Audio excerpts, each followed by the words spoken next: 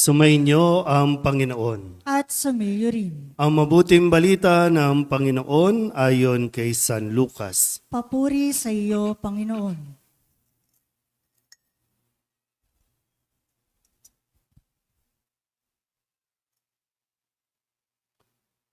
Noong panahong iyon, samantalang pinag-uusapan ng mga alagad kung paanong nakilala si Jesus sa paghahati-hati ng tinapay, si Jesus ay tumayo sa gitna nila. Sumainyo ang kapayapaan, sabi niya sa kanila. Ngunit nagulat sila at natakot sapagkat akala nila'y multo ang nasa harapan nila. Kaya't sinabi ni Jesus sa kanila, "Ano't kayo'y nagugulumihanan? Bakit nag-aalinlangan pa kayo? Tingnan ninyo ang aking kamay at paa. Ako nga ito. Hipuin ninyo ako at pagmasdan. Ang multo'y walang laman at buto, ngunit ako'y mayroon, tulad ng nakikita ninyo." At pagkasabi nito, ipinakita niya sa kanila ang kanyang mga kamay at mga paa. Nang hindi pa rin sila makapaniwala dahil sa malaking galak at pagkamangha, tinanong sila ni Jesus, "May makakain ba riyan?" Siya'y binigyan nila ng kaputol na isdang inihaw. Kinuha niya ito at kinain sa harapan nila.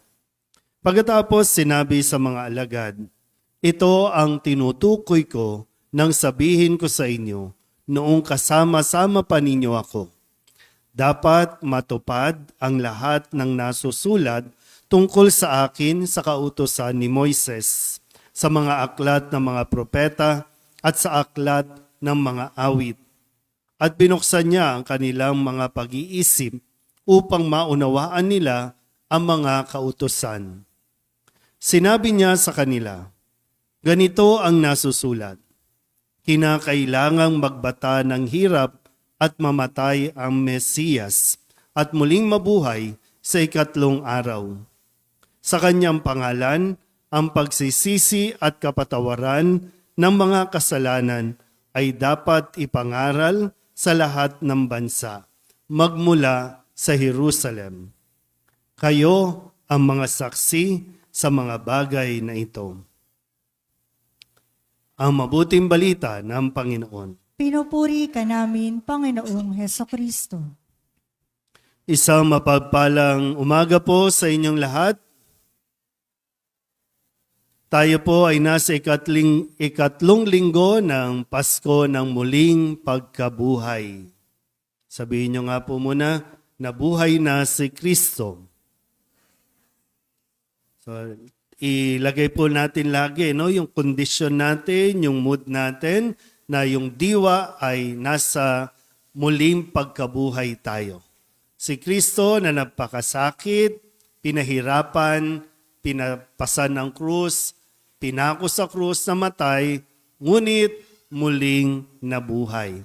At sa bawat linggo na ating naririnig, nagpapatuloy po ang kanyang pakikipagtagpo, ang kanyang pagpapakita sa mga alagad at sa iba pang mga hindi nasulat sa Biblia upang muling paalalahanan tungkol sa misyon na kanya pong iniwan at iniiwan sa kanyang mga alagad. Okay po tayo doon? So, yung diwa ng Pasko ng pagkabuhay. Ngayon, kapag kinamusta po ba kayo? Kamusta kayo? Kamusta ka? May sasabihin ka ba o wala? Uy. Pag kinakamusta kayo, ano ba, madali na ba sa inyo mag-open up, magsabi, direct to the point, okay ka ba o hindi? Akala mo lang okay. Pero ito kasi yung isa sa napagnilayan ko po, no? Ano ba yung mga sinasabi dito? Yung mga alagad, sabi, samantalang nag-uusap-usap, pinag-uusapan ng mga alagad yung mga nangyari. Pinag-uusapan nila kung paano nilang nakilala si Jesus. Habang nag-uusap-usap sila, so nagkikwentuhan sila na kani-kanilang karanasan. Paanong nakilala nung dalawang alagad si Jesus na naglalakbay sa Emmaus? Paanong napakita si Jesus habang nakapinid ang mga pinto at nagtatago ang mga alagad? Paanong nakilala at napakilala siya kay Maria Magdalena? Iba't ibang kwento na kanila pong binabahagi sa isa't isa. Maganda at malaki ang tulong kapag tayo po ay nagkikwento ng ating mga karanasan. Kaya ngayon, tatanungin tayo ulit, kamusta ka? Okay ka na ba talaga? O pretending pa rin? Nagpre-pretend tayo na okay, pero ang dami-dami nating karanasan na nagsasabing, hindi ka pa okay. At bakit hindi ka pa okay? Kasi ayaw mong magkwento. Sa unang pagbasa, hinarap ng mga alagad, lalo na ni Pedro, itong mga taong, sabihin natin, sabi, kayo yung naging dahilan ng kamatayan ng Mesiyas na ipinangako ng Diyos. Kayo ang nagpapatay sa kanila. Pero hindi niya sinasabi itong kwentong ito sa mga ito para kutyain, para parusahan sila, para gantihan sila.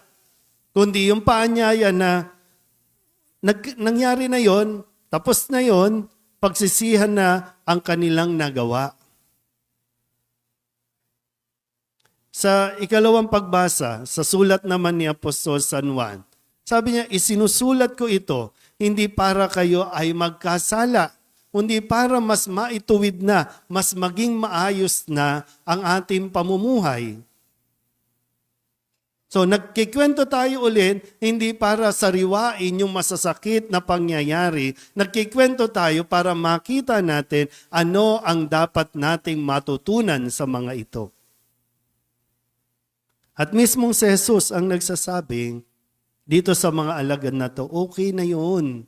Di ba sinabi ko naman sa inyo na dapat mangyari ang lahat ayon sa nasusulat? Hindi naman siya nagpakita para murahin sila. Hindi naman siya nagpakita para i-condemn sila at ipamukha sa kanila kung gaano sila naging duwag noong mga panahon na hinaharap ni Jesus at niyayakap niya ang krus. Kaya nga nung sumulpot siya, sumainyo ang kapayapaan at nagpapaliwanagan na. Wala na mangyayari sa mga sisihan. Ang kailangan natin, we need to look forward, to think forward at ano ang dapat nating gawin. Hindi na makakatulong yung nagkamali tayo noon, may nagkamaling tao noon, nahirapan ka noon, may nagpahirap sa iyo noon, hindi na ano ang dapat nating matutunan. Kaya natin binabalikan. Sa mga magulang ba dito, gaano kayo kakilala ng inyong mga anak? Yung kwento ninyo, nung bata kayo, paano kayo nag-aral, nung nagdadalaga kayo, paano kayo nanligaw, paano kayo nabigo, paano kayo nabasted, paano kayo bumagsak sa eskwelahan. Naikikwento ba yan? Paano kayo nag-away-away magkakapatid? Hanggang ngayon di kayo nagpapansinan. Bakit? Ano bang kwento ninyo? Kaya hindi maintindihan ng mga bata kapag nagkikita-kita kayo, nagre-reunion kayo, bakit umahantong sa away-away? Hindi nila naintindihan kasi walang nagkikwento. Kapag kinuwento naman ninyo, malalaman ninyo ang babaw naman pala ng ating pinag-awayan. Paano ka umasenso? Anong pinagdaanan mo? Ano yung mga tiniis mong hindi kainin? Para lang makapagpadala ka. Pelikula na, no? Yung mga nasa abroad, anong tinitiis ninyo dyan? Minsan may mga nagtatrabaho sa abroad, nakaranas ng pagmamaltrato, pang-aabuso, pero hindi ninyo ikinikwento. Lahat naman ng pangyayari sa atin, kung hindi man yan maalala ng utak mo, mayroon tayong tinatawag na body memories. na nandiyan, na minsan bigla na lang nagmamanifest, bigla na lang natitrigger, at hindi ka naiintindihan. At nagagalit ka rin kasi hindi ka naiintindihan. At talagang hindi tayo magkakaintindihan kasi ayaw mong magkwento.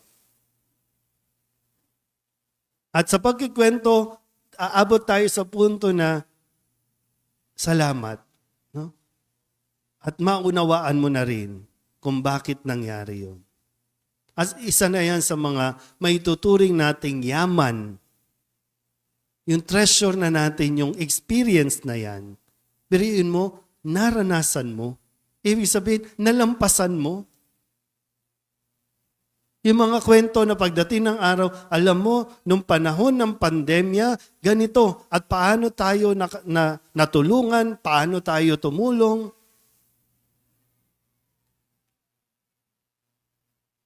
Wala mahilig lang tayong mag-suppress. Kimkimin. Itago. Sa pagtatago natin, ano nangyayari? Pumapangit ang ugali natin. Kasi yung hindi maintindihan, bakit yan? Ang sungit-sungit niyan. Bakit yan? Yung mukha niyan, lagi nakasambakol yan. Hindi natin alam ang kwento eh. At lalong-lalo na, hindi pa siya nakaka-move on. Lalong-lalo na, hindi pa niya nauunawaan yung nangyari sa kanya at di pa niya matanggap bakit nangyari ito sa kanya. So, okay ka ba? Minsan, problema lang naman din natin, no? Paulit-ulit lang tayo. Pero ang inuulit lang natin at naiiwan tayo dun sa sakit. Hindi dun sa tanggap, yung pagtanggap na. Wala na eh, hindi mo na mababago yun eh. Nagloko ang tatay mo, nagloko ang nanay mo, sumama sa iba, lumandi sa iba. Hindi mo na mababago yun. Pero ikaw, pwede mong baguhin. Ang problema lang, inuulit mo yung nagawa nila. Kasi ikinikwento para matuto. Classic man, pero sa mga kabataan, di ba, no? Pag sinasabi ng matatanda, makinig kayo kasi yung panahon namin. Hindi sa pagkukumpara, kundi para matuto na ganito eh. Ganito kami nakasurvive. At sana makayanan nyo rin.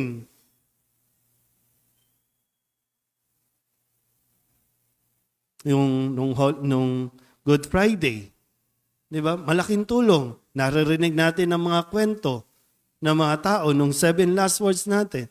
Bakit kailangan magdroga? Bakit kailangan niyang magdroga? At nakita niyo yung karanasan na yun. Pero ngayon, di ba? Sa pagkikwento, nagkakaroon tayo ng inspirasyon na kaya din pala eh. Nakaya nila, kakayanin mo din. Mahirap, pero kakayanin. Kaya isa ito sa binibigay ni Jesus. No, nagpakita siya, ikiniwento niya ulit para bigyan sila ng kalakasan. Kasi ang mga alagad na ito, sa mga susunod at sumunod na mga taon, sila nakaranas ng matinding hirap.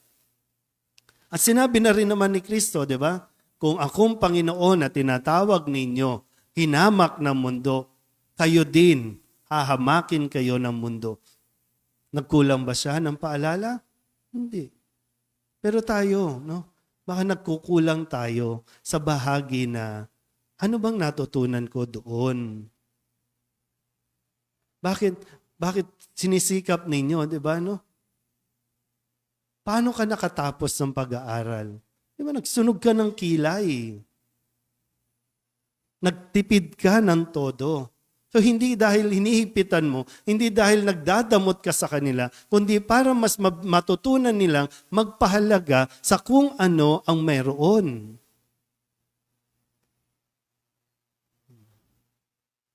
So, okay ka na ba? Okay ka na ba talaga? Sana, no? Hingin mo kay Jesus ang grasya na mamulat ang ating paningin na, okay, salamat sa Diyos at naranasan ko na yon. Salamat sa Diyos. Bihira lang yung makakaranas ng naranasan mo. Unique yan para sa iyo. Ikaw yan. Pero hindi yan basta ipinaranas dahil hindi ka mahal ng Diyos. Hindi yan ipinaranas sa iyo dahil galit sa iyo ang Diyos o nagpabaya sa iyo ang Diyos. Hindi. Kasi meron siyang mahalagang ipapagawa sa iyo, pero kailangan mo munang matutunan o matuto sa iyong mga karanasan. Pangit man yan, maganda man yan, mabuti man yan, o masama. Naging masama ka man sa paningin ng iba, pero alam ng Diyos na may mabuti kang magagawa sa nagawa mong kamalian. Amen?